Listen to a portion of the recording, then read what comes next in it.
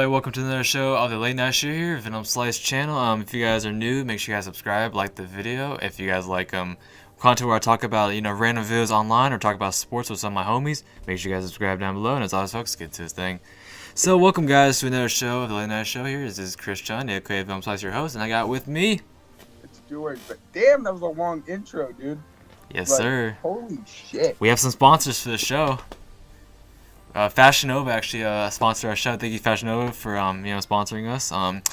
Oh yeah, also I got a cosign for my show.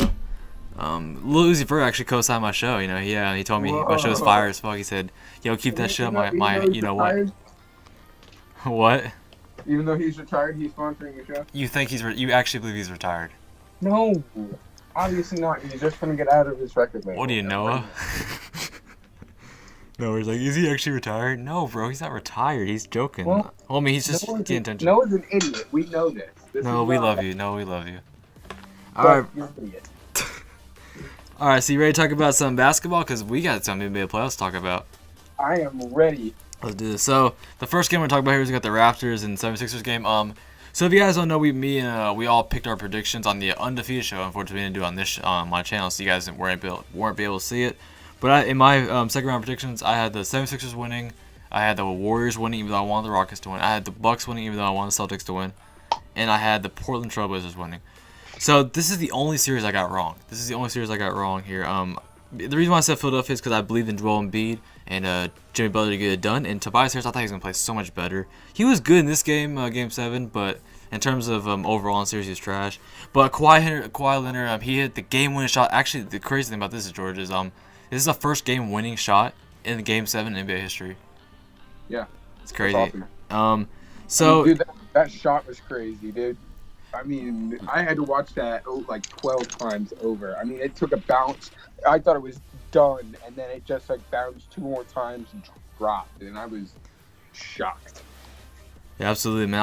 It was like the first bounce. I was like, okay, it's missed. Second bounce, I was like, oh shit, it's gonna go in. I mean, it was a crazy game. It was a crazy game. It was probably one of the favorite series. I think my favorite series in the first round was the Portland and Denver series, just because of like the overtime matchups, like the overtimes, how close every single game was.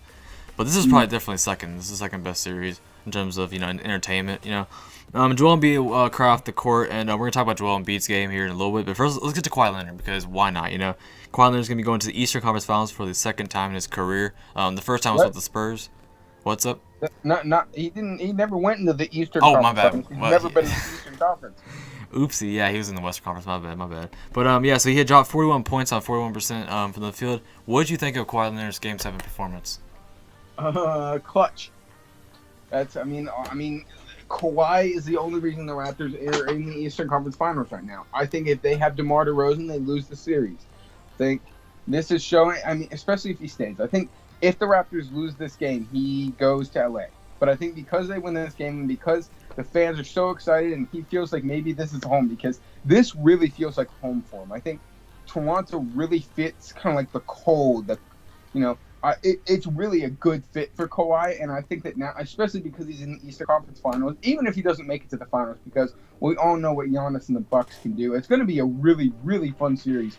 Definitely, I think, more fun than the Western Conference Finals. But, I mean, I think this series just meant so much for the entire Raptors franchise, because if Kawhi doesn't stay, the whole DeMar DeRozan trade goes down in the garbage as one of the worst trades of all time.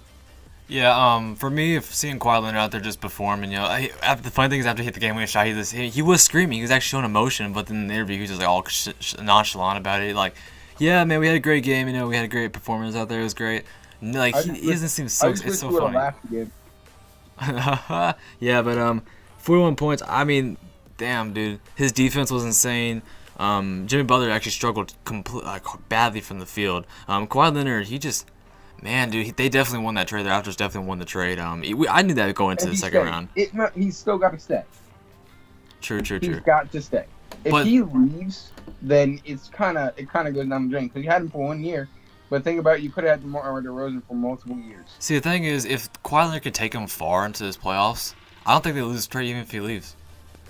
No, I agree. I think that he had to make it to the Eastern Conference Finals to make sure that he didn't leave. But I think again, Toronto fits him so well. I don't see him leaving. Yeah, Toronto's kind of like I mean, it's kind of it's a medium-sized market. Actually, I think it's a large. I'm not sure, but you know, it fits Kawhi because like they don't get as much media attention as these other cities do, Right. and yeah, I just do going to the Eastern Conference Finals with Giannis versus Kawhi Leonard. It's gonna be insane, and I want to see how he does against Giannis. I want to see how Giannis plays against Kawhi Leonard's defense. I mean, that's probably like one of the series that everyone wants to watch. 7 games of that, because I feel like it's gonna go to 7 games. Everyone can agree with me on that. I feel it's at least gonna be 6. Yeah, we're gonna talk about that next show. Who we're gonna think is gonna win. But But I definitely think if it does go 6, I'm taking the Bucks. But I think it could absolutely go 7. yeah, I completely agree. I want to see the Raptors go to the finals, but that's just me. But I want to talk about Kyle I definitely Lowry. want to see the Bucks go to the finals. I think you're absolutely wrong. You're just mad that you're just being crybaby. Okay, shut up. Let me talk. Okay, Kyle Lowry's performance. He had a 10 points, 4 for 13 from the field. Let's not even talk about that. PK. So I want to talk about him real quickly because I was watching him play in this game. He was passing up a lot of shots, but the thing was he was getting smarter shots with the shots that he was taking and the ways he was passing. Do I think it's the way to go? Not really. I feel like he needs to be more aggressive out there. Who? PK, Pau Gasol. Oh, Pau Gasol. Okay. Wait, Pau no. Gasol. PG. Why can I say What do that? you? Power forward for the Raptors. Passing. Pascal Siakam. Yep. So Spicy P. cool. So pretty much for him, I feel like he needs to be more aggressive. 11 points. But he was making a lot more smarter plays in the series. But for next round, if you want to beat the Bucks, you're going to have to be a lot more aggressive out there. Marcus Gasol, 7 points. 3 for 8 from the field. He was good defensively against Joel Embiid, which I'll get to in a minute. Danny Green, 2 points. I'm not even going to talk about that. Then again, Serge Ibaka. Serge Ibaka is the guy I want to talk about because that guy came off the bench and put up 17. He was aggressive out there. He was stopping Joel Embiid. He was putting clamps on Tobias Harris, even Jimmy Butler at times, and even at Ben Simmons. Serge Ibaka, man, he's probably the guy that's well, in this game he's the second best player, but he's gonna be like the guy off the bench that they're gonna have to look to get the production in the Bucks series. He's gonna have to be the guy off the bench that he's gonna have to be their 6th man basically, and he's gonna have to be the guy off the bench that gets their production. And I think he can absolutely be that. We saw him in his prime in Oklahoma City, but I think that he still has a lot of basketball left to play. Yeah. So let's transition to Philadelphia because this one's a lot more interesting to talk about. So I'm talking about Joel Embiid first because he had 21 points this game, but the thing I was noticing about Joel Embiid in this game that was completely different from every other game is that he was playing like a shooting guard. He wasn't really getting, he didn't have his back to the basket. That's where he's his strong suit's at. He was shooting the ball, being really passive and settling. He's settling a lot, which is one of the things you cannot do in a basketball game in Game 7. Everyone's looking for him. He's the star of this team, and he was not taking smart shots. And I feel like if he went to the basket, he would have been able. The Philadelphia 76ers would be in a completely different position in this game. Do you think that it could have anything to do with another injury? Because he has been injury prone throughout his entire career. Do you think he could have been injured, and that's why he didn't want to go back to the basket, especially against another good center like Marcus Gasol? I know he's had injuries this whole series, so I'm not ruling it out, but I don't think so. I just think it's Game 7. He has never been in the Game 7 before in his whole career, and I don't know. Maybe the pressure got to him. He didn't want to get to that. The way he was playing, he seemed like he was nervous, and maybe Marcus Gasol was. The whole series he's been Marcus Gasol's been shutting him down pretty much, and man, Joel Embiid. I feel just the way some of the shots that he's taking, man, especially in the later in the game, they just weren't very smart at all. And I want to talk about Jimmy Butler. So this could be his last game as a 76er. Do you think it will be his last game? I do think it will be his last game, just because he's shown not always be friends with the younger guys like Embiid and Ben Simmons. So I think that, he's not the greatest personality to be around. So Jimmy Butler was struggling the whole game until the fourth quarter. Fourth quarter, he came alive, and a little too late. After he made that layup, I was like, Jimmy butt clutch, Butler clutch, you know what I'm saying? He was, that was a crazy layup, and the way that Kawhi Leonard missed that free throw, that was like, what? He missed a free throw, go. Jimmy Butler went down the court and just put the layup up. Tobias Harris had a pretty good game, but we'll get to him in a minute. But Jimmy Butler, he just, I don't know, in the first couple of quarters, he wasn't shooting up shots that he usually takes. He was open for 3 a few times, he didn't take them. he's passing a lot more in this game. JJ Redick, he was really relying on him to shoot the ball a lot more in this game, and I don't know really in that first half what his game plan was in terms of scoring the basketball, but the second half he came alive. But I do agree with you, George. I'll say this could be his last game as a 76er. Another guy's gonna be a free agent this offseason is Tobias Harris, which I don't feel like it's gonna be his last game because I feel like they're gonna overpay him.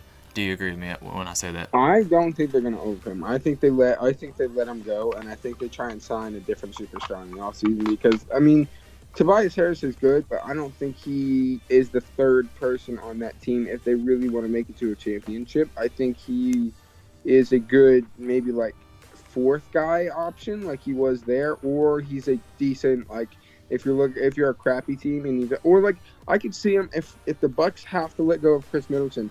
I could absolutely see a Tobias Harris fit on the Bucks. Yeah, teams that I feel like Tobias should go to. I know Tobias, he really like thrived with like teams that are kind of like mediocre. Right. He's had opportunities in his career where he's been on decent teams. He was back then when the Pistons were actually pretty decent before LeBron came and absolutely murdered them. But back in like 2014-15, he was on the Pistons when they were like the 5th and 4th seed. He wasn't great on that team. He wasn't very good at all. And in this team with like a winning culture around, he wasn't very good. He didn't show up as much as everyone thought he was. I know he doesn't shoot the ball as much, but like his efficiency was terrible. Right. I mean, not in just the season, but the playoffs. Then he went to the Clippers and really showed up what he can do. Yeah. Sorry, my headphones are fucking. Fucking. But yeah, Tobias Harris, in my opinion, I just feel like it was a failed experiment this season. Yeah. They should bring him back. I think the main thing that the 76ers need to do is Jimmy Butler. They got to bring him back some way, somehow. Get Joel Embiid in a room with him, just convince him to stay. Because, I mean, I think they can make a run next year. I mean, I just think they need another year under the belt. You know, they weren't really. The chemistry's pretty shit between all of them. I mean, if you agree with me on that. So I think another year under the belt. JJ Redick's going to be back next season. I think they could be a good team next year. But they definitely have to get some more bench pieces, and they definitely I was about to say, absolutely. So I think they either get Jimmy Butler or they get Tobias Harris. I don't think they re-sign both. Yeah, it's going to be difficult for them to re-sign both. I think, honestly, I would let go of Jimmy. I know I just said re-sign Jimmy that's the main priority, but now I'm thinking about it. Tobias fits Ben Simmons, which is the guy they want to go to more in the future, right? Right. He fits Ben Simmons more than Jimmy Butler does. Do you agree with me on that? I can agree with that, especially because I think Tobias is a better shooter, and I think that he won't have the locker room problems that Jimmy Buckets will. No, for everyone that's listening, I'm not saying like let go of Jimmy Butler. I'm just saying if you have a choice between the two of them, you gotta. I think personally, Tobias Harris is the guy you guys keep on the team. Don't overpay him though. Don't give him a max contract, please. 76ers, don't give him a max contract. He is not a max contract player. He's a borderline all-star. He's not an all-star yet, but he's borderline on there. So that's the money you gotta pay him. Probably around 130, I guess. 130 million is probably what he's worth for 4 or 5 Over years. like 4 years. Yeah, probably. So that's about what? It's about 28, 30 mil a year. Yeah, I can. That would be a little bit over 30. It'd be like 32 mil a year, something like that. Yeah. So. Yeah, he's 26 years old. He's still pretty young, you know. Yeah. So I mean, I think 4 more years he'll be 30 when his contract's up. You know, I think this is he's about to hit his prime. You know what I'm saying? Jimmy Butler is in his prime right now currently. Joel Embiid is a young player. You know, he's still pretty young. He's 26 years old. Actually, I just thought about that. Yeah, because he had the injury for 2 years. Ben Simmons, obviously the youngest guy on the team. He's coming into his prime as well. And then you also have Ben Simmons, who's still pretty young. I believe in Elton Brand. I believe Elton Brand will be able to bring these guys back. It really depends on who he prefers, Jimmy Butler or Tobias Harris. That's what it depends on. It depends on who he rather prefers. And then I think that you get one of those guys, and then you sign a couple of people that come off the bench because you really need it, especially shooters. You need good 3-point shooting off the bench. I could see them bringing in even like on a cheap contract. What about like a Nick Young? I could see a Nick Young. Get some veterans in there, you know. Yeah, a J.R. Smith maybe. There's one guy on the bench that they have currently right now. They didn't play at all in the series. I'm actually kind of upset about Jonathan Simmons. They didn't play him at all this whole series. Really? And I feel like they should have got him at least like the 7th man on this team. he's that type of player for him. He's a good shooter. He's a good defender. That's what you need. He's a 3-and-D player, and they just didn't play him at all. Yeah. So you definitely got to resign him. Yeah, and that's what you really needed in the series, and you just didn't have it. So the last guy on that starting lineup we're gonna talk about, then we're gonna get to the bench and like who we feel like we're gonna get to that in a minute. But Ben Simmons, he took 5 shots in this game. He was 80% on them, but 5 shots, 13, 8, and 5. Kyle Lowry didn't play very well, but Ben Simmons wasn't even guarding Kyle Lowry. But I want to talk about the last play because what's it called? Brett Brown was. I honestly, Brett Brown, you're an idiot for putting this matchup in the last play game. But I'm gonna talk about it. So Ben Simmons was actually matched up against Kawhi Leonard at the start of the play, which I feel like was dumb. I feel like Jimmy Butler should have been on Kawhi Leonard.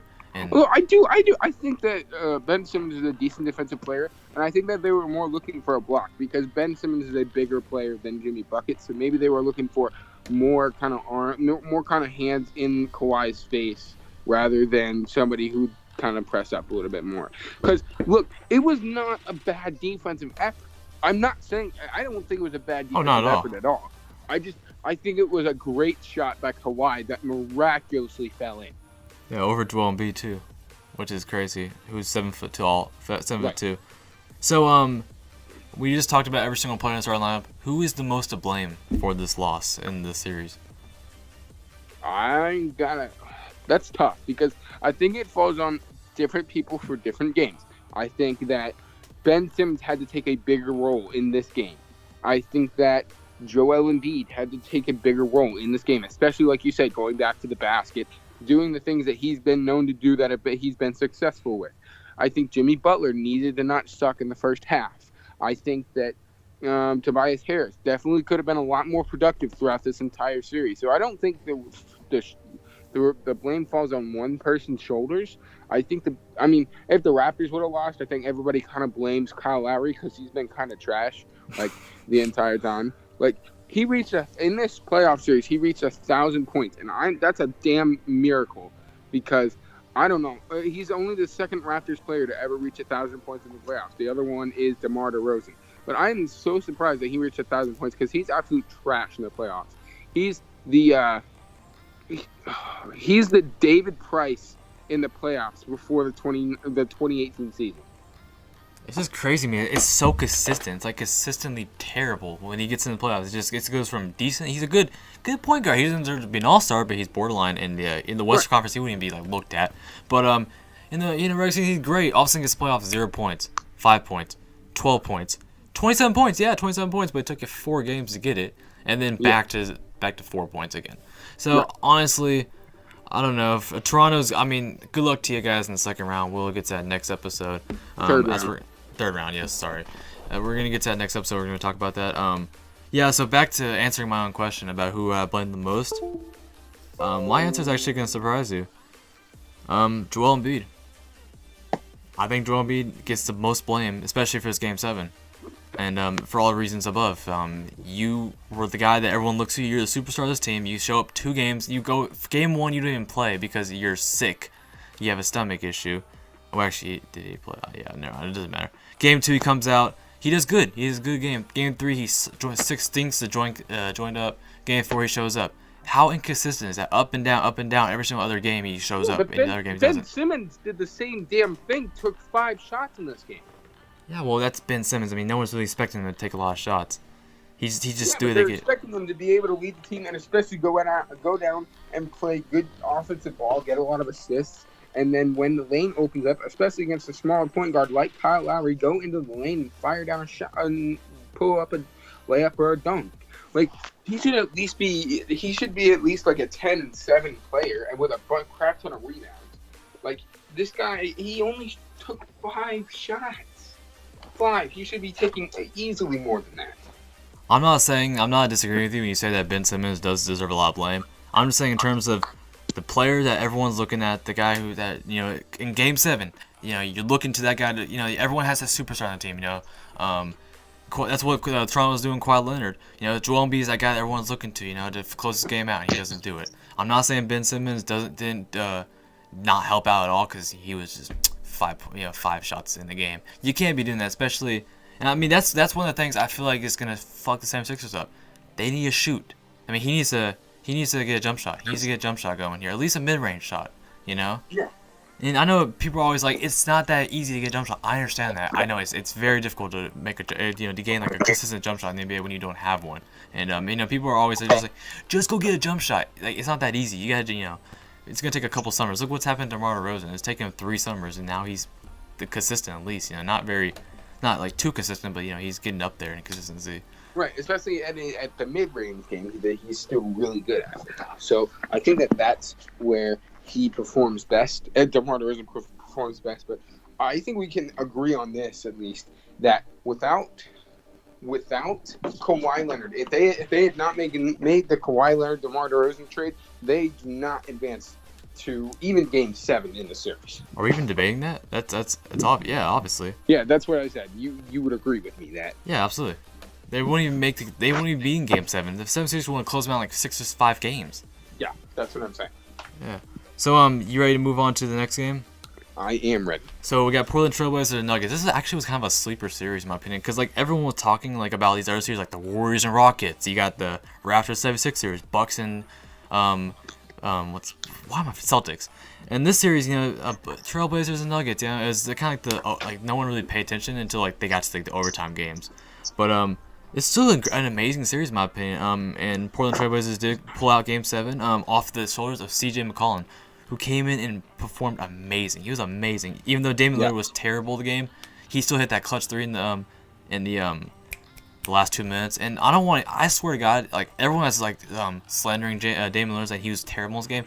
Shut up. They wouldn't even be in this position without Damian Lillard. He carried them in that first round. Carried them through 6 games. Guys are going to have slumps, but especially as well as Damian Lillard has played in this entire playoff series, you cannot give him any crap. Absolutely. I don't want to hear it. Like, he was amazing through the entire playoffs. One bad game, and I mean, thank God C.J. McCollum helped him out. Because like, right. I like if C.J. McCollum didn't help him win this game, you know how much storylines would be on Damian Lillard right now. Yeah. Everyone would be like, Damian Lillard was terrible. He didn't show up. It's like I don't want to talk about it. But anyway, let's go ahead and move to the Nuggets first. I want to talk about the Nuggets first before we get to the Portland Trailblazers because it's more fun to talk about the losing team. So Nikola Jokic, he had 29 points. He came out 13 rebounds, 2 assists. He was kind of passive in the third quarter. That's when like they really needed to make that huge run, and that's when Portland came back in the game and like had that lead, that huge run in the third quarter when they had a 13-2 lead run. And he was actually terrible to that run. He shot the ball terribly in this game. Jamal Murray was terrible, 14 for 16 from the field. Defensively, he was just getting smoked by C.J. McCollum. Gary Harris, he was probably the best Nugget on the team, in my opinion. He shot the ball 63% mark, 15 points from the field. And he was on Damian Lillard for about, 60% of the possessions that they were on the court together for. But Paul Millsap is a guy I was actually pretty, I was like, what are you? Like, where are you? Like, this is the games like that people will look at Paul Millsap and be like, you're the veteran of this team. You're the best you're not the best player, but like when you came in, people were saying that you were the best player for Jokic had this amazing stardom, rise. Paul Millsap was that veteran that's supposed to lead them into these type of games, these game 7s that they're like the biggest games. He's been to most of these before. He has the most playoff experience, and 22% from the field on 3 for 13. And not only that, defensively, you let Enes Kanter rebound all over you, and Zach Collins too, both of them. Yeah. Like, where were you in this game? Where were you? This is the games that you're supposed to show up. Torrey Craig was pretty good in my opinion. He was clamping Damian Lillard up. He was clamping him up, but offensively, he's not going to give you anything, to be honest. So, did you watch this game, actually? I did not get to watch this game. I was at work. So, what did you think about the series, in my opinion? So, let's get to that real quick. It was a really fun series, to be honest. I mean, I wanted the Nuggets to win. I think Jokic is one of the best young players in this game. I mean, I am a big Jokic fan. I really like Jamal Murray, too, but I felt like Portland was just going to overblow him because I don't think, even with Paul Millsap, they don't have enough. And, Gary Harris has not been very good in this playoffs at all.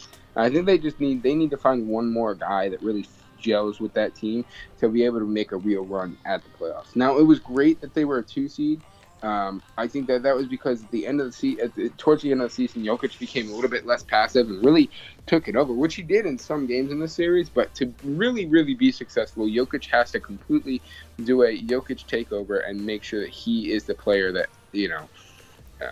goes through everything, and he's the one that the offense runs through, and he's the one. He can still make the assists and everything, but he should be the first option no matter what. And he needs to know that, dude, if you got the open shot, or you think you can make the shot, you got to go for it instead of passing out to your teammates, because you have a better percentage than your teammates do. The guy that I really was weird, I was like, Mike Malone, what are you doing not playing this guy? And I know he fell out of the rotation. He used to be an MVP candidate. Isaiah Thomas, he didn't get a single minute in this game. I feel like this is a game that he needed to come off the bench and actually get some really hardcore minutes. I feel like he would have made a huge difference in this series, but they didn't play him at 1 minute. They didn't play him at all this whole playoffs. But the bench wise, Will Barton was probably the only player off the bench that actually did something for them. And the thing about this Nuggets team is the future is bright. The future is bright for this team. Michael Porter Jr. next year, he's gonna come. Yeah, Michael. If he, when he comes back, hopefully he's as good as he was in college. But yeah, I think that Michael Porter Jr. coming will be good. Hopefully Gary Harris finds out why he sucks. Paul Millsap and comes back and he's a little better. And then get a couple of other bench players. But yeah. I mean, I think honestly, this team next season is going to make the Western Conference. They make the finals. I'm not saying that with any doubt. They're making the finals next year, and the reason why is because Jokic has the year under his belt of the playoff experience. He's going to come out next year, probably be an MVP candidate. I don't say it lightly. He's going to be an MVP candidate next year, probably with Harden, and I think LeBron might be an MVP candidate next year. I feel Giannis. Giannis too. Yeah, Giannis too. That'd be four guys. I feel like will be in the rotation. Everyone's saying, "What about Russell?" Fuck off. I feel like Jamal Murray. He was terrible this playoffs. He had 2 or 3 games out of these 2 rounds that he was actually pretty consistent in. This game he had the worst game of his whole playoffs. I feel like next year with a year under his belt, all these guys are. That's like a common theme, a year under their belt for every single player on his team. Jamal Murray next year, he's gonna be a little bit older, a little bit more better, get more consistent, and I feel like he's gonna be really good next year for them. Gary Harris, like you said, Paul Millsap, he's gonna be on the team for next year, and then he's gonna be a free agent next year. I think he needs to come off the bench for them and to mentor their younger guys. Torrey Craig, I feel like he can be a good piece for these guys, but I feel like he's gonna leave in free agency. He's not gonna stay. Yeah, I agree. Will Barton, like I said, he needs improvement. He is a great 6-man in my opinion. He's a great 6-man. Mason Plumlee, nothing nice to say about you, so I'm not gonna say anything at all. Isaiah Thomas is leaving this team. I don't know why he would even stay. And then Michael Porter Jr. next year will be a great guy off the bench until he proves that he's better than some of these guys that are starting. Which I feel like he's gonna take Paul Millsap's spot on that starting lineup. So you want to talk about Portland because that's obviously the team I want to talk about quickly. So CJ McCollum, 37 points in probably the biggest game of his career, in my opinion. As of right now, Damian Lillard didn't show up, but you didn't really need him to, because they got it done without his production. Defensively, he was pretty good on Jamal Murray, but CJ McCollum led the way. He was pretty much the guy that carried this team. The second leading scorer was Evan Turner.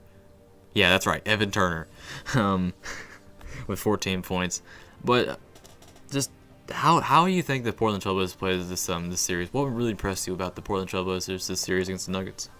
The way that they were able to find replacements to really guard Jokic, because their best big man was out and because he got hurt earlier this season, and they were able to find Enes Kanter, who was a good signing from the Knicks, and they were able to find pieces that were able to fit in there so they could be able to guard players like Jokic.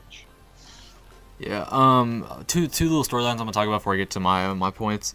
Steph Curry versus Steph Curry. I really don't understand why people are getting hyped for it. Literally, Steph Curry's gonna be on the bench, except for a few minutes every now and then when he gets actually on the court. And also the Portland Trailblazers making the Western Conference Finals for the first time since 2001. After the game, seeing Damian Lillard's smile on his face, it's the first time I've ever seen him smile.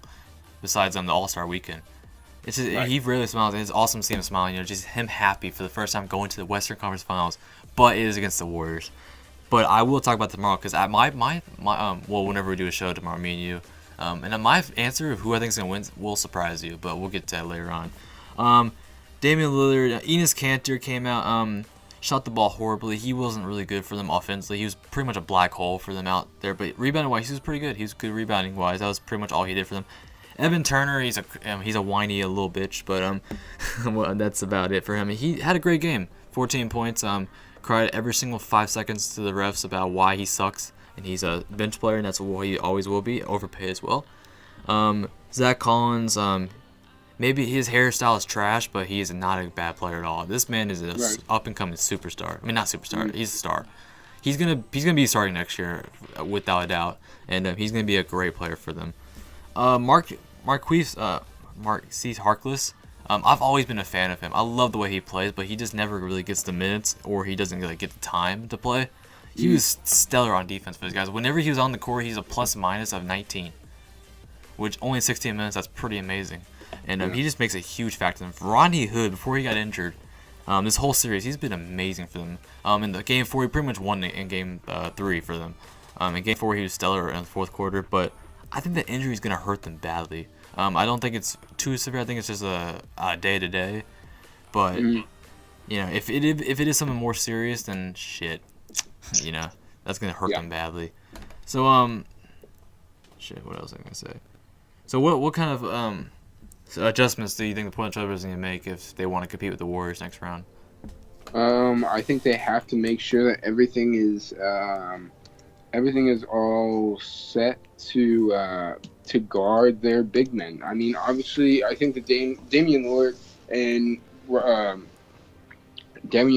and Steph Curry, that'll be a really good matchup, and that's obviously the matchup everybody's coming to really watch it. But they gotta be able to guard this entire team, and they have to be able to play gritty, because the reason that the Rock, that some teams are being able. I mean, you take the not the 76ers, but the Clippers, for instance. They're not a good team, and we knew they were never going to match up with the Warriors, but the reason they took 2 games from them is because they were a really gritty team, and with really gritty players, like Lou Williams, like Montrezl Harrell, and I think that to beat the Warriors, you have to be really, really gritty, or at least give them a series, because there's not a good chance that they beat the Warriors. But at least if they give them a good series, maybe there's a chance that one of the Eastern Conference, the team that comes out in the Eastern Conference, has a better chance to win.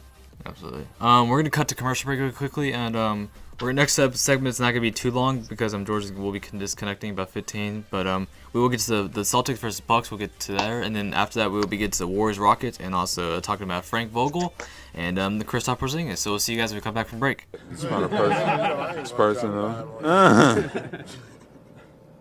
Nah, I didn't receive no gear. Just by the time I walked, I have the hat. He gave me one of the hats they had there, so I'll give you the hat back if you want it. Yeah, just when I walk down the steps. People will be asking to talk to you. Yeah, I know that. He's like, oh man. Great answer. Just both wins. Both wins. I mean, it depends who I'm guarding. Because this is a back-to-back honor. Please. I'll play it for you. You play for me. Now, will you be playing Yeah, it and you play it for me? Okay, good. I guess I'll laugh and smile all day. Moment, yeah. Were you surprised? For me to tell you about myself, I just can't give you a whole spiel. I don't even know where you're sitting at.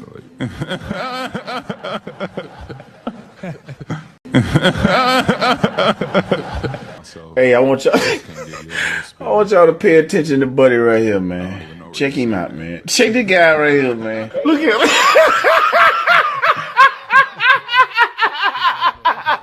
I don't even know where you're sitting at. Look at him.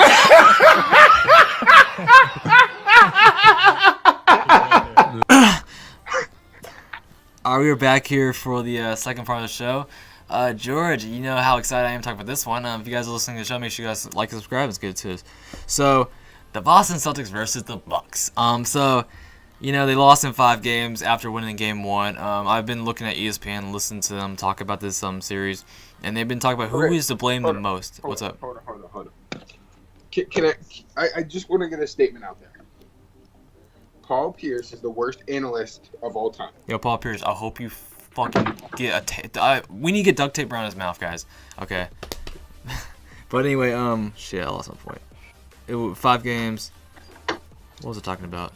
Who is the one to blame? Oh yeah. So they've been talking about who is the one to blame mostly. Stephen A. Smith says Gordon Hayward. Max Kellerman says Kyrie Irving. How is George, it not Kyrie Irving? who do you think is the most It's to blame? Kyrie. It's Kyrie. I think there's no doubt. He did not have a good shooting performance at all, and he was supposed to be the one that was supposed to help him through it, and he didn't. And I think that he was the reason they lost. He had a bad shooting. He had a multiple bad shooting performances, and he lost. I have two different types of. I have 2 different talks I'm gonna talk about. So first one's gonna be Kyrie, and then the second one I'll be talking about that guy in a minute. So stay tuned. Okay, so the first guy, Kyrie Irving, obviously you gotta blame him. 7 for 22, 8 for 23, 6 for 21. Okay, game 2. Do you want to talk about what he shot in that game? 4 for 18. Really, Kyrie? No, it's 4 for 17. My bad.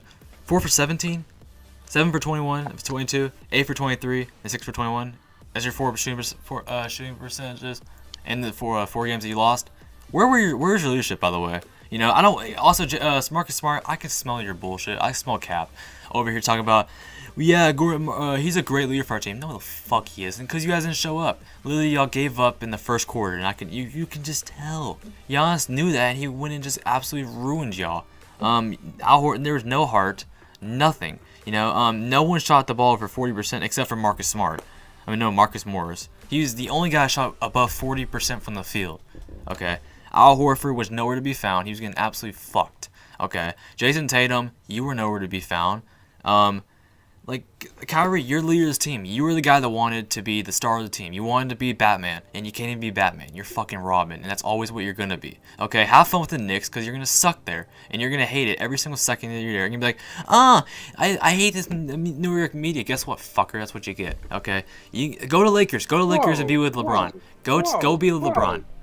Please go be LeBron. There's no hate for New York. Oh, fuck off. There is so much hate. Okay, Hey, we have had a good Why am I forgetting your years. name? Why am I forgetting your owner's name? What is your owner's name? James Dolan? Dolan. Worst owner in the league. Don't even start with that. Okay, he's the worst owner in the league. I 100% agree with you, and every fan wants him. He banned a fan for saying sell a team. That's all you gotta know right there. Okay, he banned one of the former players of the team because that's what I want to talk about. But okay, so Kyrie Irving, bro. I don't know if you're gonna stay or not, bro. I honestly don't care because our team is better without you. You're my favorite player. You always will be my favorite player for always. Even though I'm criticizing you right now, I know you can take it. Okay, you will always be my favorite player no matter what. But bro, you fucked us. Okay, you disrespected the whole city of Boston. By the way, just talking, just making yourself look like a circus out there. Okay, you literally making yourself a media circus. So hope you're happy. Congratulations. Okay, you're going to go Lakers or you're going to go to New York Knicks. Wherever you go, man, wish you nothing but the best. If you stay with the Boston Celtics, cool, man, I'm glad to have you, but just know you let us down this year. There's another guy I want to blame, though, George. Not just Kyrie Irving. And yes, I am going to say his name. Let me go ahead and explain why I'm blaming him. Gordon Hayward. Okay? And Brad Stevens. And Danny Ainge. All 3 of them together. Well, I mean, Danny Ainge had a heart attack, so I don't know how much. Yeah, that's true. So, yeah, condolences to him, man. I was actually really upset when that happened. But Brad Stevens and Gordon Hayward. Why the fuck is Gordon Hayward averaging 25 minutes per game in this series? Why? Why is he averaging that and shooting the ball at 29% from the field? Where's Jaylen Brown at? Oh, yeah, he's barely getting any minutes. Where's Jason Tatum at? They're getting less minutes than Gordon Hayward. Do you think that they deserve that? No. Okay, Gordon Hayward should be the 7th man off the bench, right behind Terry Rozier. Oh, by the way, he didn't get more than 20 minutes in any of these games, by the way. Shooting-wise, he was terrible in Game 5, but besides that, he was great shooting the ball. Gordon Hayward should not have been getting 25 minutes a game. 7 points in Game 5. Bro, what are these rotations? I don't understand these rotations at all. It makes no sense to me. Why the Marcus Smart should not be playing only 17 minutes in Game 5. He should be playing the most minutes out of any other Celtic because he's the best defender. And you can't put him on Giannis. At least put him on Bledsoe or Chris Middleton, or even what's the guy's name? Oh, shit, Brogdon. Yeah, Brogdon. Who, by the way, only played 2 games. Wait, he played 1 or 2 games in the series. I was so depressed I didn't even pay attention. I mean, freaking Chris Middleton went off in a couple games. Yeah. And they couldn't figure out how to guard him. They couldn't even guard Chris Middleton, he is an all-star, but come on now. Come on. Okay. And I know people are saying, who are they going to put on Giannis? Who are they going to put on Giannis? You know, you put Al Horford on him, he gets fucked. You put Jason Tatum on him, he gets fucked. Okay? And this is what's wrong with the Celtics. After game 1, we were so happy. We're like, yeah, we took down Giannis. We found out how to guard Giannis. Guess what Giannis does? What every other superstar does? He adjusts. He makes changes. Which guess what the Celtics didn't do? Make changes. They just kept the same exact shit. And guess what? The Bucks saw right through it. Brad Stevens, I want to say great coaching job by you. You didn't adjust whatsoever. Your minutes were terrible throughout the entire playoffs. Gordon Hayward was playing way too damn minutes. And I blame you, Brad Stevens, and Gordon Hayward, mostly for the series. Yes, Kyrie deserves as much blame as y'all, but I don't understand these rotations. I really don't get it, man. It's fucked. So have fun. I mean, have fun, Celtics, because we're losing Kyrie this offseason, without a doubt. Because you know he's just gonna keep going to the media and be like, yeah, you know, you see my decision is on July 1st. Yeah, okay. Well, we'll see what happens whenever you go to a losing team, and you will never have like I don't want everyone to hear Kyrie talk about he wants his own team again. Okay, because you had probably the best team. You had young superstars, you had veterans, you had everything you wanted. You have a secondary superstar in Jason Tatum, Jaylen Brown, even Gordon Hayward sometimes when he was actually pretty decent, $30 million a year, just to put up fucking 10 points a game in the Eastern Conference semifinals. Sick. Thanks, bro. But yeah. Al Horford, you know, you were absolutely useless, so thank you very much for your $33 million this year that you're gonna get paid. You did absolutely nothing. You know, game 1 you were great, but then you just decided to take a shit on the court for the next 4 games. It's just I don't know, man. You go ahead. My boy Giannis showed up. Yeah, Giannis showed up. And I kind of upset because people are surprised. Like, what are you surprised about? Like, this is like everyone knew Giannis was gonna show up. He was gonna come out here. He is getting doubted. I don't want people to be like he's over. He's like, yeah, people are doubting us. They are doubting y'all, and it's kind of dumb because y'all shouldn't be being doubted. You know, I feel like the Bucks are the favorite right now. They are the favorite, without a doubt. They're the favorite in the East, not overall. Well, you can make a case, but I don't want to make the case right now. You're gonna make the case that the Bucks are gonna beat the Warriors in a 7-game series. Compete. They'll compete with the Warriors, not beat them. Okay, I'm not saying they will compete, but you're saying they're the favorites, meaning they're going to win. As of right now. Without Kevin Durant. That's bull. Okay, Give me the Warriors still. All right, touche. Nikola Mirotic came off he was pretty bad in this game, but they didn't really need him. I mean, he was amazing in game 4 and 3. So what was it? What do you want to talk? What was your point that you want to make? Which team you wanted to talk about? Milwaukee or Boston? I mean, I think we've already hit Boston pretty well.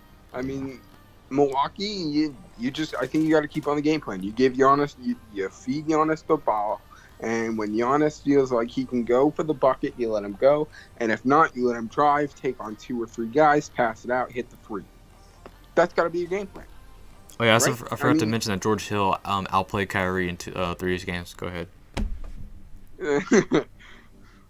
When he couldn't hit that free throw in the last year's playoffs, but anyways, or last year's finals, I should say. I think that I really think that that's got to be your game plan. You got to keep rolling with it. I mean, defensively, you have to find somebody who can match up against. And I don't know if it could be Giannis, it could be somebody else. But I think that that would be a really good fun matchup if they match up Giannis on Kawhi. You put Middleton on Spicy P, but then you got to find a real 5 to be able to take. I mean, I don't know how well defensively Brook Lopez is going to take on Marc Gasol. Brook Lopez playing defense. Good one. Yeah, I know. That's funny, isn't it? And then obviously, you can probably shut down Kyle Lowry pretty easily because he'll probably choke himself anyways. And then, do you really, really have to worry about Gerald Green? I don't think so. So, there you go. Yeah, I don't think Danny Green's gonna do anything for the Raptors. I mean, just based on how they played this whole playoffs and how he's been playing his whole career in the playoffs, don't expect anything from Danny Green. Chris Middleton. Honestly, Eric Bledsoe, just go ahead and take a nap on defense. Okay, just go in half court. Okay, take a nap. have a good old time. As soon as Giannis gets the rebound, runs down the court, just go a spot in the corner, because that's pretty much what's gonna happen in this game. It's pretty much gonna be 5 against 4. Raptors aren't pretty much gonna rely on Kawhi Leonard to carry them. The thing is, Giannis doesn't have to do that. He doesn't have to rely on. The Bucks don't have to rely on Giannis to carry him because they got Mirotic, they got Chris Middleton, who's an all-star, Eric Bledsoe, who comes up every once in a while, and got a great bench. Got Ersan Ilyasova, Malcolm Brogdon, who I think is gonna be the big star on this team, who's gonna come out of nowhere and help him out. And you got George Hill, who's been pretty good this playoffs. Yeah, just gotta see what happens, Yeah, but I think there are still some gritty players on Toronto. I think you still have Spicy P, who's a really, really good player. I really like Spicy P. I think you have Marc Gasol, and I think you have Serge Ibaka off the bench, who will be able to play on Mirotic and Ilyasova. So we're gonna cut to commercial quick because George's internet's about to cut out. So we're gonna continue on this talk, and then we're gonna get to the Warriors and Rockets right after the break. So you guys can come back. I don't even know where you're sitting at.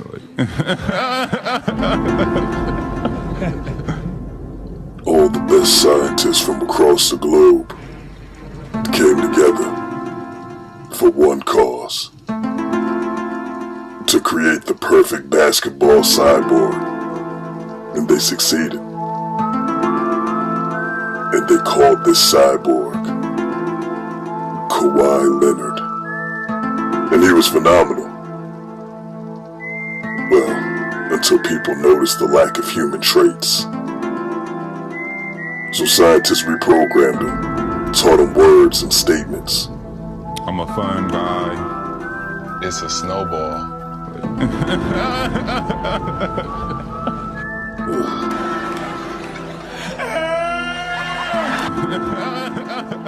The laugh needs work, Doc. In less than 2 years, my administration has accomplished more than almost any administration in the history of our country. America's so true.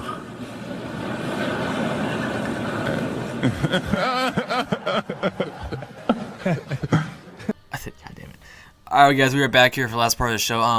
So that was a really quick segment. We are back here for probably about another 20 minutes. So we're gonna conclude our Celtics and Bucks series real quickly, and then we'll move on to Warriors and Rockets, and then we're gonna talk about Frank Vogel and Kristaps Porzingis, Logic's album, which by the way was mediocre. So we'll get to that in a minute. But first off, let's continue on the Bucks and Celtics. So we talked about the games, we talked about the series. And so the Bucks now, the Celtics have to look forward to the free agency. We know Kyrie Irving is going to probably leave this offseason. Al Horford's on his last deal. A lot of these players on their last deals. Jason Tatum is getting older. What do you think the Celtics should do this offseason to improve their team? I think that Tatum and Brown are going to be your next, your key pieces. You try and keep Terry Rozier around. That means that your starting five is going to be Rozier, Brown, Hayward, Tatum, Horford, and then you got obviously you have Marcus Smart, you have Marcus Morris, so you still have a clutch team. But I think they have to figure out what they want to do with Gordon Hayward and his massive contract. I think you got to figure out what you want to do with that, all that kind of stuff. And that'll be interesting to see exactly what kind of stuff they want to do with that. Danny Ainge, listen to me, okay? Danny Ainge, I know you're listening, so listen to me real quick, okay? Don't trade for Anthony Davis. Please, don't trade for Anthony Davis, okay? Don't do it. Don't give everyone up for Anthony Davis. It's not worth it, I promise. Yeah, I definitely agree with you. Because I feel like they're going to do it. I feel like they're going to give up Tatum, Brown, Marcus Smart for Anthony Davis, who might not even stay. Like, no, bro, please, Danny Ainge, if you want us Celtics fans to be happy with you, because we pretty much kind of are right now. Obviously, Kyrie Irving's situation wasn't great, but don't do it. Don't pull the trigger, okay? Stay with the youth, okay? You, as a GM, let's be honest, Danny Ainge is probably the best GM of all time in the NBA. And I will back that up. You sure about that? Yes, he made the greatest trade of all time. He got Kevin Garnett and Ray Allen together and made that big three. He He formed the what's it called? The fucking He made the Isaiah Thomas trade, which by the way they robbed the Suns. They robbed them completely. He won the Cleveland Cavaliers trade, even though Kyrie's gonna leave. What the Celtics? I mean, what the Cavaliers got? That's still on that team. Oh yeah, no one's on that team anymore except for Anthony fucking Vocic. Who the fuck is that? Well, no, they also had their first round draft pick, which is gonna be like the 24th or 3rd pick. This first round, the first round draft pick they got this year. Whatever. What's his name? Sexton. Oh yeah, Colin Sexton. I mean, shit. For a year, 2 years of Kyrie, I'll take that. Absolutely, I'll take that any day. I mean, where are the Cavs at? Where are the Cavs at? They're last. So they didn't really do that well after that trade. But they lost the best player of all time. Yeah, they did. They lost the best player of all time. Sorry, Noah. Well, I don't know about I said one of the best players of all time. I know. We'll debate that some other day. Because we can go on for like 3 hours. This was an interesting, and I know we're bringing this from a completely different TV show, but I want to bring this up. Who is more clutch, especially after today, Kawhi or I was about to ask that. I was gonna ask you that, but I didn't know. I thought your answer was gonna be obvious, and mine's gonna be the same. So, yeah, go ahead. You go ahead. I asked you. Okay. So Max Kellerman, I think you're a fucking idiot for saying that. Me and Noah both agree on this. Kobe. Even after today, Kobe. Is that a debate? Kobe. I think I agree with Kobe, but I think if Kawhi keeps doing what he's doing, my answer could change. Oh yeah, no. Listen. If Kawhi continues, I 100% will, stand with Kawhi. But as of right now, and you look at it. Look, it wasn't as stupid as people think because we've seen everything that Kobe's been able to do, right? But you also see what Kawhi has been able to do, and it's crazy. I mean, if you look at Kawhi's full-on stats, in clutch situations, it's amazing. But compared to Kobe? Compared to Kobe, he's actually a more clutch player statistically. Let's be honest. Has Kawhi Leonard ever scored 16 points in 30 seconds? No. Look. There are always going to be moments. Look, I'm just saying statistically, he's actually a more clutch player. Now, I'm not saying that's going to be true, and he actually is 100% a more clutch player. I got you. Statistically, he is technically a more clutch player than Kobe. I just want to see. I think it's too early to tell because I want to see more of. I think this is a small sample size. We need to see more of this. And then I can determine if Max Kellerman's an idiot or if he's a low-key genius. Because honestly, let's be honest. I know I called Max Kellerman an idiot a couple minutes ago, but to think calling him one of the clutchest players and he hits one of the clutchest shots of all time, I don't know. So let's move on to the Warriors and Rockets series because I got a lot of things to say about this. I know you do too. So the Warriors won Game 6, and they're going back to the Western Conference Finals. And George, surprised? Did you just say I'm surprised? Are you surprised the Warriors are back in the Western Conference Finals? Is that a question you're actually asking? I am honestly so shocked. They've been through so much, man. Oh my god, you have no idea. I thought they were gonna get eliminated in I didn't think they were gonna make the playoffs. Are you stupid? Anyway, let's get back to the topic. So the Warriors won Game 6 without Kevin Durant, by the way. Oh yeah, by the way, Curry didn't have any points in the first half. Had 33 in the second half. He got 33 in the second half because Chris Paul is an old bum. I'm not sure a bum, but he was he showed how old he was in the second half. So I'm gonna talk about Harden and Chris Paul real quickly, and then I'll let you determine. So I'll let you what really who. Fuck, I don't know. I'm just gonna get to my point. So Harden and Chris Paul. I got a lot of things to say about you. This was your chance. This was your window, okay? You had the opportunity right now to take out the Golden State Warriors without Kevin Durant. They have Curry, Klay Thompson, and Draymond Green. And for all the idiots out there saying, bro, this is still the 7-3-9. They win 7-3-9, man. yes, they don't have Harrison Barnes. They don't have Andrew Bogut. Oh yeah, Andrew Bogut. They have Andrew Bogut, but he's 36 years old. He's not. No, is he? I don't even remember. He's old. He's not the same player as he was in 2015-16. Okay, they don't have any bench, and so it's not the same team. Okay, that's why I picked the Rockets to win the series in 7 after the Kevin Durant injury, because you can, after a huge injury like that, you can switch your picks. But Harden, like, this was your opportunity right here. This was your opportunity to show up. Okay. He still scored 37 points. And look, the man is scoring 37 points per game every single game. He's going to get tired. You cannot do that over a regular season, scoring 37 points per game and the crap that he's done, and then be successful in the playoffs. You know damn well if James Harden doesn't get 40 points, they lose. Because Chris Paul doesn't know how to shoot a basket, right? And he's 27 points. You cannot blame this series on James. I'm not blaming this series on James Harden. I'm saying that in this game, people are, and I'm calling. He's an idiot. People are idiots for that. No, you gotta look at Chris Paul, and he had great Game 6. Great job for your Game 6 performance. Where were you for the other 5 games? The whole playoffs, actually. Nowhere. You were nowhere to be found. And James Harden, he thought 35 points. People are still blaming him. I know I am blaming him a little bit because I feel like, yeah, you're James Harden. You had 35 points in this game, but, I feel like he needed a ball hog more. You needed a ball hog more. And he's like, bro, everyone's calling me a ball hog and stuff like that. Man, fuck the media, okay? They're going to hate on you no matter what. If you pass the ball too much, you're not being aggressive enough. If you shoot the ball too much, you're a ball hog. Fuck the media, okay? I think, honestly, James Harden, you should have ball hog the whole fourth quarter. You should have not passed the ball one time, shot the ball every single possession. Because I feel like they would have won, actually, if they did that. Who was their third man? Eric Gordon? Who scored 9 points? Who scored? Who else? James Ennis? PJ Tucker. That's the third guy on the team. PJ Tucker? PJ Tucker is the third best guy. PJ Tucker. They have no other players on that team. They don't. Clint Capella? It should be Clint Capella. Not that bad. He's not that good. He's not as good as everybody thinks he is. Now, I think Clint Capella could grow into a better player, but Clint Capella is not the end-all be-all at the center position.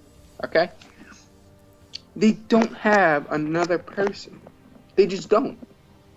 And that's their problem. You cannot blame this series on James Harden whatsoever. And you can blame it some on Chris Paul, but what? The man is 33, 34. He's old.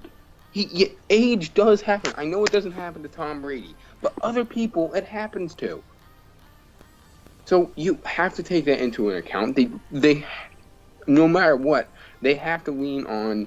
If you have to lean on James Harden to score 37 points per game to make it into the playoffs, and then lean on him to score 40-plus points to just try and beat a team, that's bull. Because he's going to get tired, because people, do get tired. It's a thing that happens. And you can't rely on him to do everything. And that's where the Rockets go wrong. Whenever I was going to the series, I said Eric Gordon's going to have at least 2 games where he explodes. He had 2 games where he exploded. That's it. He was nowhere to be found for the other 4 games, and that's the problem with the Rockets. PJ Tucker was great defensively. He was good on Kevin Durant. Even though he was dropping 40 a game, he was still getting disturbed by PJ Tucker. I feel like if PJ Tucker wasn't on Kevin Durant would easily average 50 a game on them. Clint Capella, he was average at best. But his matchup, he should have been murdering his matchup. Andrew Bogut, who is 36 years old? Really? Come on, man. You can't let him. He outscored him 4 of the games out of the 6 games. Like, Clint Capella, man, you got to show up, man. Chris Paul, I've already talked about you, bro. I mean, you're never going to make the Western Conference Finals. Have fun with that being your career stat, okay? James Harden, man, honestly, if I were you, I would be throwing shit. Okay, I would be raising hell. I would be pissed. I mean, the Rockets owner literally was screaming cuss words after the game because he was so upset with this team. And I would be too. I'm pissed. I mean, you got to be pissed if you're a Rockets fan because this is your last year that you could possibly win. Next year, Chris Paul is old. James Harden's your last guy. PJ Tucker is probably going to leave in free agency. Eric Gordon might leave in free agency. I mean, who else do you really got after the season? I mean, your payroll is awful. It's terrible. I mean, this is your last year to win. This is your window of championship opportunity, and it's closed. It is closed. James Harden, if I were you, man, I don't know. I really don't know. You got to average at least 50 points next season if you want to make the playoffs. You're going to be the 7th seed probably because your team is going to be obliterated next season because you're not going to make any moves. Who knows? I don't know. But so the Warriors came out. Curry dropped 33 points. Klay Thompson was pretty much the star of the first half, and then Steph Curry was the star of the second half. Andre Iguodala was actually pretty good on the in the third quarter. Especially in the playoffs, he's always stepped it up for the Warriors. Yeah, and that's why he's pretty much, besides Draymond Green, he's the backbone of the team. Him and Draymond are the backbones. Draymond Green, he was great all series. That's actually a thing that surprised me about Draymond Green. He was putting 2 20-point games up, which Draymond Green, 20 points? What? Yeah, it doesn't happen much anymore. I mean, he had 8 points this game, but they didn't really need him very much in this game. If you notice, when Kevin Durant's not playing, Curry and Klay Thompson get average more points. They do shoot the ball less. If you would think that they shoot the ball more. They shoot the ball less. They're way more efficient without Kevin Durant. And as a team, they score the ball more, which doesn't make sense to me. I mean, I know, like, you know, whenever you have a superstar on your team, usually the ball doesn't get passed around too much, and, you know, like less shot opportunities for other players. But man, that's a great stat out there. I mean, Quentin Cook came out and he didn't really do much for them, which kind of so. I mean, they actually gave him minutes for the first time this whole series, and he didn't really do much because he was probably cold-feeted. He didn't really do much out there for them. I feel like he needs to get a lot more minutes in the Western Conference Finals. Draymond Green, like I said before, he's great. Andrew Bogut, he's gonna get obliterated next series against Enes Kanter. Yes, I said that. Enes Kanter will obliterate Andrew Bogut, straight up. And it's not one of those things where it's like, oh, Enes Kanter's some amazing player, he's gonna kill him. No, Enes Kanter's average. That's how bad Andrew Bogut is right now. I mean, your next big guy is Kevin Looney, who was really good in Game 6. But Kevin Looney, like, what is he gonna do? You know, Jordan Bell. I mean, I think that's the guy you need to start. I think you gotta start Jordan Bell for the Western Conference Finals. He needs to be starting. Steph, I don't know when Kevin Durant's coming back. He probably won't be coming back. Probably if they go to the finals, he'll be returning probably then, because it's a calf strain. He's gonna be reevaluated next week. So we'll have to see then. We'll see what the report is then. But I don't see him coming back for like maybe till like Game 3 or 4 maybe. Even then, that'd be a questionable. He won't be 100% even anywhere close. Probably like at 50. So I don't know. Yeah, and it's still Kevin Durant. Absolutely, yeah. He's still gonna drop like 30. Who is arguably the best player in the game right now? No, absolutely. I think he's the best player. He's the best player in the league right now. But we'll debate that because I know people will probably be in the comments going, LeBron James. No. Kevin Durant's the best player in the league right now, and that's a fact. That's pretty much all I got for the Warriors. Warriors are going to go next round and play against the Blazers. We'll talk about who we got in that next episode. Also going to be talking about the Bucks versus Raptors series next episode. And so we're going to move on to some sub news real quickly. So Frank Vogel is now the head coach of the Lakers with Jason Kidd as assistant head coach. George, what does this do for the Lakers and LeBron James? I know what your answer is going to be, but go ahead and just say it. I mean, it doesn't do much. This is LeBron's team still. I mean, Vogel isn't that good of a head coach. It was interesting that Jason Kidd is their new assistant coach, and I think that that's the person they want to take over, but they just didn't have the balls to sign him outright. So, and I don't think Vogel's going to last long as a Lakers head coach because I think they want Jason Kidd to progress a little bit, and then they're going to advance him to the head coach position. I think that LeBron stays no matter what. And I think this is still LeBron's team, no matter what. Sorry for interrupting you, but for everyone saying trade LeBron, I hope you die. Like, what the fuck are you talking about trading LeBron? For all the people at ESPN, by the way, for all the people saying trade LeBron. I mean, I can go on a whole rant, but I'm not going to. Honestly, George, this is a disaster. This is a complete and utter disaster signing Frank Vogel as your head coach. He was great with the Pacers. Yeah. Frank Vogel cannot coach LeBron. No. LeBron is not. He's going to be one of those situations where it's going to be a complete disaster from the beginning. I think they should win with Ty Lue. I know people say he's not that great of a head coach, Chris. He's an NBA champion. He won an NBA championship. I don't care if you say LeBron carried him to that championship. He's still the head coach. He led him in the team. Okay, he had the game plans. He came in there. Okay, he won a championship with LeBron, with that team of Kyrie Irving and Kevin Love.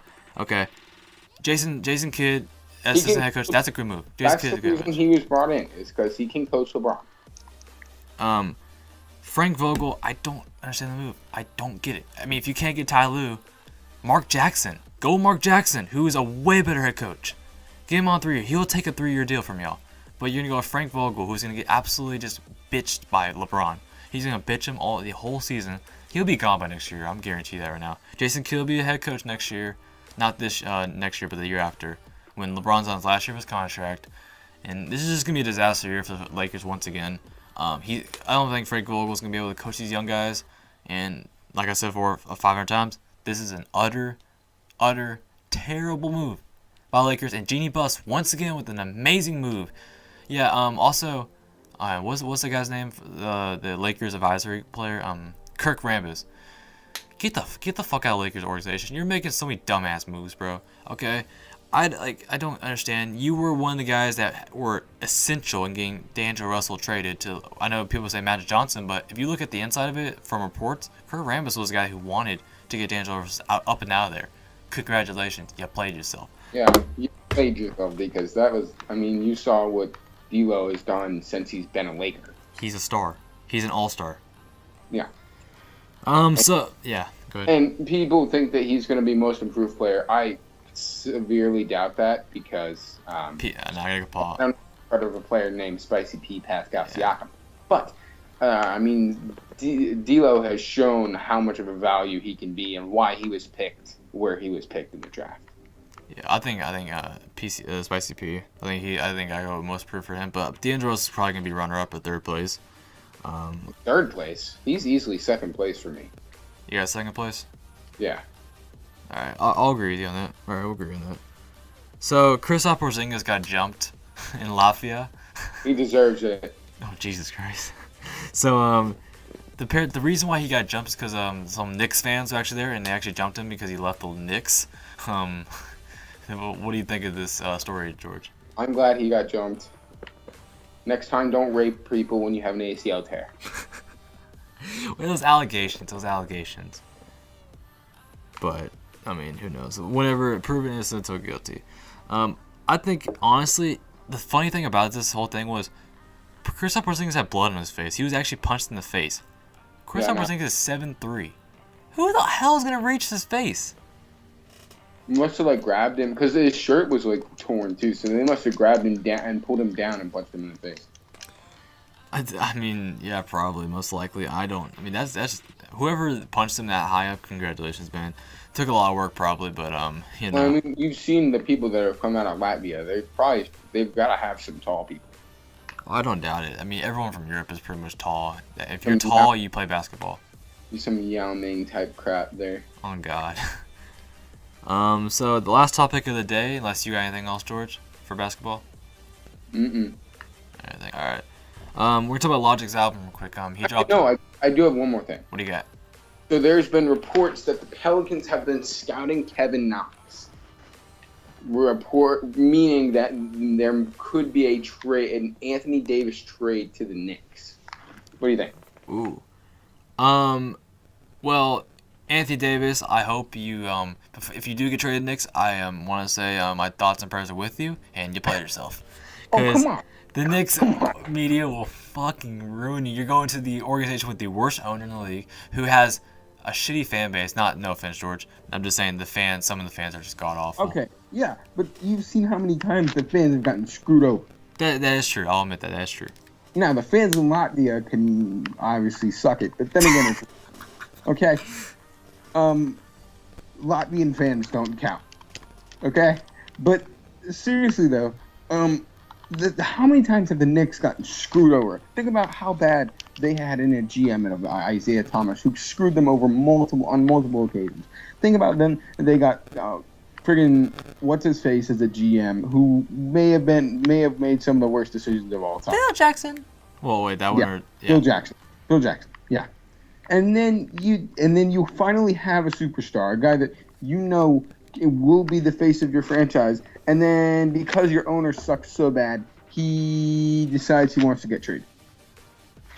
The Knicks fans have been screwed over multiple times. And now that they have the cap space, and obviously everybody wants James Dolan just to die and leave the Knicks to. Dude, I swear, if Spike Lee could become the next owner of the Knicks, I think everybody would love it. Because think about how much Spike Lee just loves the Knicks. I think that would be just a cool storyline. But anyways, I really think that Knicks fans have just gotten screwed over so many times. you can't really. I mean, you just got to feel bad for him at this point. Actually brought up a topic in my head. So I was watching the first take. Obviously, I watch it every single day. And I saw Stephen A. Smith was talking about Kevin Durant and the Knicks. They were talking about, will Kevin Durant regret his decision? And Kevin Durant, Stephen A. Smith said, as soon as he signs that contract, he'll regret that decision. And he said the team that he feels like Kevin Durant should go to is the Spurs. And I 100% agree. Yeah. I think Kevin Durant should go to the Spurs. With Greg Popovich and DeMar DeRozan, LaMarcus Aldridge, they have the cap. They have the cap. They think you're Patty Mills, and they'll be good. I didn't see it in there, but I think that, I mean, if James Dolan sells the team, I think that's still not a bad team to go to, and then you can, for once and for all, prove your. But then the only reason you don't go there is because then you have other superstars, technically superstars that are there, and if you want to prove yourself, you prove yourself with a team. Let's go on. Yeah. It hasn't won anything in a long time, and I think that's the reason he head towards a huge market. Not saying San Antonio isn't, but San Antonio is not New York City. So you think you have a New York is going to love you no matter what really happens, unless you're just terrible for them and you lose games. So I mean, especially if the Knicks get somebody like Anthony Davis or Kyrie Irving, think about how much a duo like that will be good. Plus, I mean, if they don't trade for Anthony Davis, you still have a top 5 pick. Kevin Knox, Mitchell Robinson, and the other rookie from last year that went undrafted. And then you have a couple point guards. You have Moutier, who they could re-sign this offseason. You have the guy from Dallas, who I'm drawing a blank on at this moment. And then you have the failure of all you have DSJ, the guy from the Mavericks. And then you have the failure of all failures, and Frank Ntilikina. Frank Ntilikina. But let's go down the list real quick. So, the Knicks. Kyrie Irving is most likely going to go either the Knicks or the Lakers. That's the two teams we've narrowed it down to pretty much. He's not going to go alone. Let's be honest. It's going to be Kyrie and someone else. Kevin Durant, most likely not. He could be, but I don't believe he will.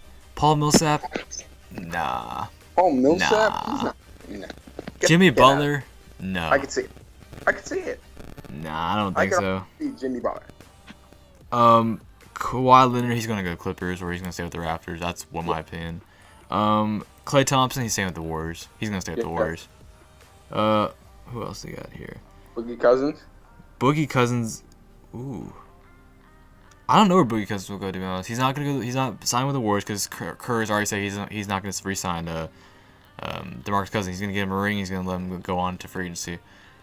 Where will Cousins go? That's a good topic. Let's talk about that. Where will Cousins go? Back to the Kings. I don't know about that one, Chief. It'd be funny. I was gonna say wherever Anthony Davis goes. I think they need to reunite. Fuck it. Lakers. Think you should go Lakers? Yeah, I could absolutely see the Lakers. I mean, it's either Lakers. You got I don't know. I feel like I'm trying to think of what DeMarcus Cousins will do. I feel like he would go to some weird team. Yeah. The Pacers. The Pacers or like the Nets. The Nets actually might be a good idea. If you're gonna go to New York, no, they have Jared Allen. Yeah, but DeMarcus Cousins can play power forward. Yeah. I don't know, but let's get to our last thought. Wait, what's that? That wouldn't be a bad team though. You think about that because you got D'Lo, you got Karis LeVert who'll be coming back because at the beginning of the season, Karis LeVert was amazing. Then you got Boogie Cousins, Jared Allen, and then you got Spencer Dinwiddie coming off the bench. That's not a bad team. I think that's a lot more of a better option than the Knicks. Everyone's got. If you're gonna go to New York, I think the Brooklyn Nets might be a good team. Hey, Kevin Durant, Brooklyn, maybe. I mean, who knows? So, our last topic of the day is gonna be Logic, the album. This is gonna be a quick one, it's about a 2-minute segment, real quickly. I'm just gonna be reviewing it real quickly. It is mediocre at best. This album is mediocre at best. Clickbait is probably the worst song I've heard this whole year, in my personal opinion. Wiz Khalifa's song, the guy, is pretty decent. Obviously, the song with Eminem is really good. Keanu's Reeves is the best song in my opinion, but this album is decent at best. I feel like Logic, he name dropped a ton on this album, a ton. and I think a lot of them were kind of random. A lot of them like really random name drops, especially the Breakfast Club one. I don't understand that really. I mean, I know that they had like a little bit of beef, but it wasn't too big of a beef, you know. And obviously, what's his name? Charlamagne is over here like, yeah, Logic's album is trash, blah blah. Dude, Charlamagne, shut your dumb ass up. Shut your dumb ass up, you stupid cunt. You know nothing. But yeah. And also Lil Uzi Vert said at the Rolling Loud that his album is very soon. Okay, bye. He said those exact words, and the last time he said okay, bye, he dropped Eternal Take the next day. So, album is Friday, maybe, but knowing Uzi, probably we'll get the album in 2 years. Thank you guys for tuning into the show. This is me and George. We're going to try to do just me and him for most of the shows, and then have special guys like Noah and that blah blah for other shows. But we'll be coming back in probably a day or two, and we're going to be talking about the the conference finals matchups, and also get into some other stuff about baseball and all that other shit. And so we'll see you guys next episode. Peace. Hold up. Before we finish, let's talk a little bit about baseball. Like just like a couple minutes. Red Sox comeback. Yes, sir. It's been amazing. No cap. It's been amazing. They went from like 12-17 or something, and now they have a winning record, and they're 3.5 games behind first place in the East. Michael Chavez has become, as a rookie, one of the better rookies in this in the entire year, and just been slugging. Mookie Betts has decided to show up. I mean, and they are just destroying teams at this point. They literally, they just finished sweeping the Mariners. They won 9-2 today. After a freaking, they're just having monster innings. Yesterday they were down 4-0 and decided to have an 8-run inning in the third inning. I mean, they've been beating teams 15-2. I mean, it's been just crazy, and their pitching has finally come back. Chris Sale has figured out how not to suck, and has been decent. And then, they've just had pitching come alive. So the Red Sox finally coming back from that slump, and it's going to be a really fun AL East race this year. Yeah, the funny thing is, I'm calling you out over here with the Tigers are first place. Look where they're at now. Hey! Tigers have been slipping. And also the Boston Bruins, bro, we're up 2-0 in our series against the Carolina Hurricanes. Sick. Hockey, yeah, no one gives a fuck. Who cares? Oh my god, who the hell cares? Peter Griffin, 2013. Thank you guys for tuning in the show. As always, folks, make sure you guys go buy Trojan condoms so I can get money for my new jewelry. See you guys later. Peace out, fuckers. Roadhouse. Made a porno. How does it feel to be a fag? So much water on my neck, my needle bowl of some. So many different girls, I got a load of them. Yeah. Why you always say